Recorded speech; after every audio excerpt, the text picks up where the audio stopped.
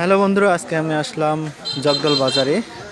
এটি বীরগঞ্জ থেকে 3 কিলোমিটার দূরে। এখানে এই বাজারটি সন্ধ্যার সময় লাগে। আপনারা দেখতে পাচ্ছেন এই বাজারে নতুন শাকসবজি। এই বাজারে একটি অসাধারণ দিক হচ্ছে এখানে শাকসবজির দাম খুবই কম। এখানে বেশিরভাগ শাকসবজি আসে এলাকা থেকে, বাইরের এলাকাগুলো থেকে, যা সাধারণ মানুষ খুব সহজে কিনতে পারে। এবং আরেকটি দিক হচ্ছে এই জগদল বাজার, যেটি আমাদের এই গ্রামটির একটি সৌন্দর্য বহন করে। এই সৌন্দর্যের দিক দিয়ে এই গ্রামটি খুবই অত্যন্ত চমৎকার। কিন্তু একটি দুঃখের বিষয়, এখানে আমি এসে দেখি এখানে তেমন বেড়ার কোনো জায়গা নেই। এই এলাকাটি একটি ঘনবসতি।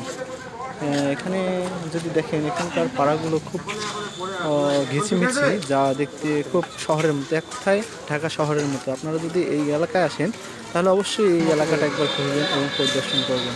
আপনাদেরকেও অনুভব হবে যে আমি